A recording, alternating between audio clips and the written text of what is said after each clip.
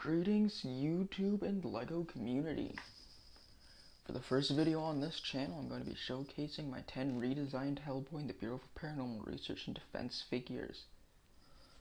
Up front we have Hellboy, Abe Sapien, Liz Sherman, Nimoy the Blood Queen, Gregory Rasputin, Bogosh, Professor Broom, Roger the Homunculus, Johan Kraus, and Ben Damio.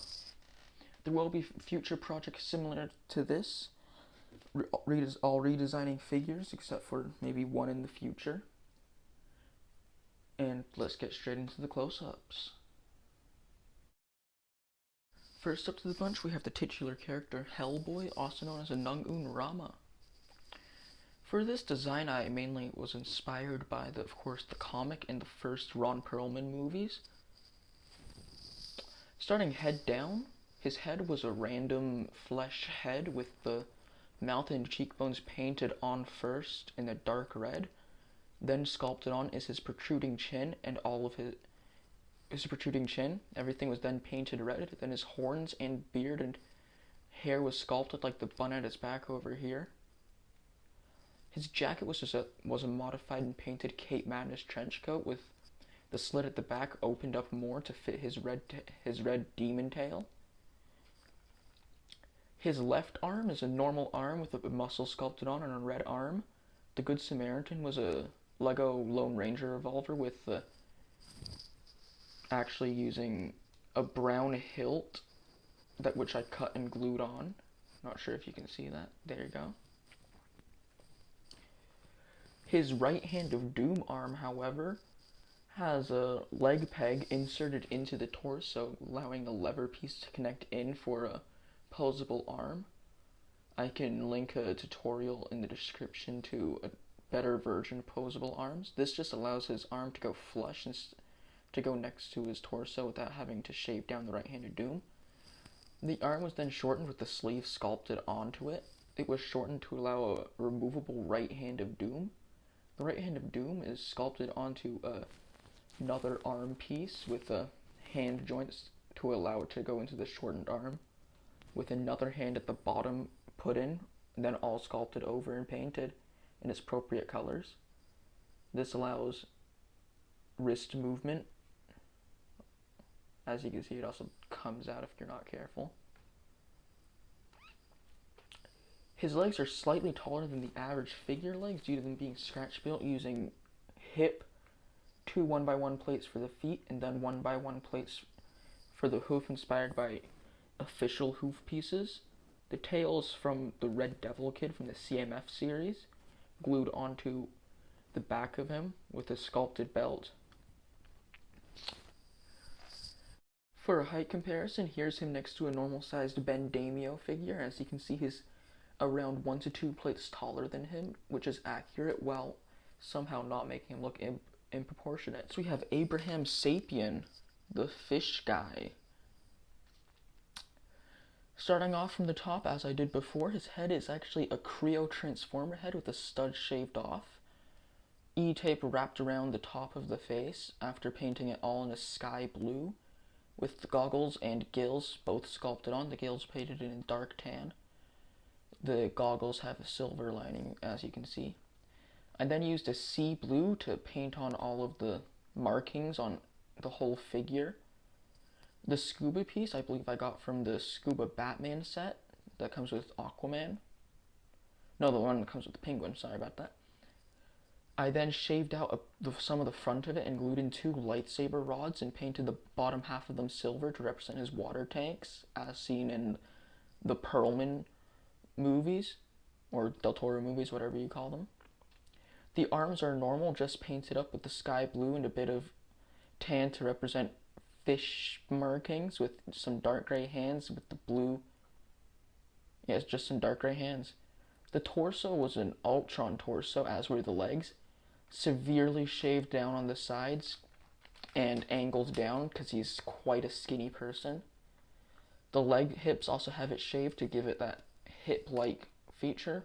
He just has a normal harpoon with a silver harpoon, as seen in the Sea Destruction Cavendish Hall. His legs, again, are just Ultron legs, but with blue painted on the bottom of the feet and some dark blue markings. Probably one of the simplest of the batch, but I still think it represents him well.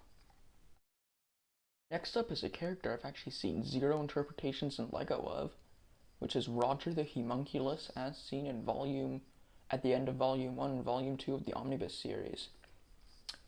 Roger the Homunculus was quite simple. His head was just a normal head with the brows painted on, it all painted in dark gray with a wash of an orangey dark tan. The mouth and highlights were all painted in black with black eyes and a gold middle of them. The torso was actually extended by a plate to make him taller than Hellboy, with sculpted muscles and a bit of a rod glued onto the center. It all painted in dark gray again, with the black cracks. The arms and hands are just dark gray with some black cracks on it. The hip has a small box sculpted on the crotch area, as seen. Don't know why he has it, but he does, painted in a orangey brown with a silver lock on it. The legs were extended by a plate, which there are many tutorials out there of, and it all painted up in the dark gray. For a height comparison, you can see that Roger is much taller than an average figure by at least 3 plates, as he is more giant in the original material. Up next we have Liz Sherman, the Firestarter.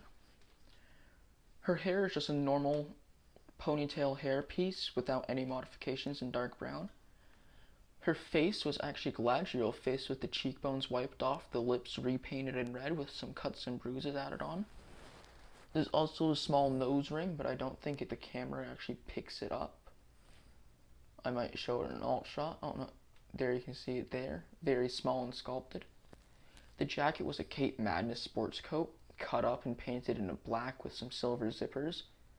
Torso was wild style with it all painted in a black and the yellow painted flesh with a cross necklace with a small cross sculpted on. Arms are just black with flesh hands. Legs were sand green with all the dark blue painted on it, and the belt sculpted with a small necklace hanging off of it and the locator. Again, one of the simple figs, but like I said to Abe Sapien, it works. One of the first figs I made for the project was actually the German man Johan Kraus. The helmet piece is an old Mr. Freeze helmet with everything except the visor painted in silver and a tube connected and sculpted towards the torso. The inside of it used some glue, which I messed around as it was in the late stages of drying to give it that smoky look. The neck piece was a scuba mouth breather, but with the breather shaved off and painted in silver. The armor piece is an old knight armor with the little flaps down at the bottom cut off, and then painted in an orangey brown with a darker brown up top, with various tubes sculpted and painted around it, with little speaker piece so he can actually speak there. The arms are the same concept, but with one tube running down to his right hand where he can jettison himself, I guess. Legs and hips were all painted in the same concept. It's very simple, but it represents him almost to a T. Next, the only human figure on the B.P.R.D. team is Professor Broom. I used a Peter Capaldi doctor hairpiece, just painted in a white. An Aunt May face, actually, with a sculpted goatee, painted glasses and painted wrinkles and painted eyebrows, almost covering the whole face. The suit was actually Indiana Jones's father's suit, but with a sculpted bow tie and sculpted collars. Everything then painted up in a dark tan and red for his vest. The legs were just brown legs with dark tan painted on and without covering the shoes.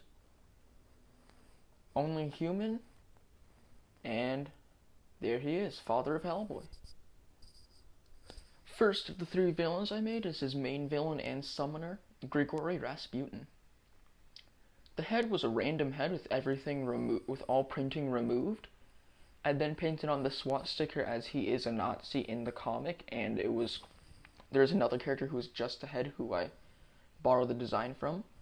I tried to capture the likeness to the actual Rasputin as much as possible with the small eyebrows, cheekbones, and eyes. I then painted his eyes silver as he is represented after he dies, with a sculpted beard. His torso was a black torso with it shaved down and fabric glued on, similar to Jedi robes, with a sculpted hood around the back.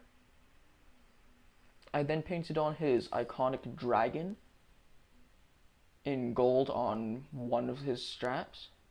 His arms are black, but which have sculpted robes down the bottom. And the robes have some red painted there to represent his inner robes. His left hand has his star, which I believe is the Star of David, as you can see there. He then uses a waist cape with some red painted on to represent the inner robes and some normal black legs. For a quick comparison, because I know people want to see it, it's Hellboy himself and Gregory Rasputin. I can English, I swear. Next up is Nimoy the Blood Queen, who had a really terrible movie representation, but is really cool in the comic. Starting off with her helmet, it was a knockoff Batman helmet with the whole front shaved off. And then every single detail, except for the top, I guess, sculpted on, like the 3 raven heads, the parts that go down here, the brow, the part that goes back here. This was placed on a generic female head with the cheekbones painted on and the lips painted red. The helmet was also painted in black with gold kind of airbrushed on.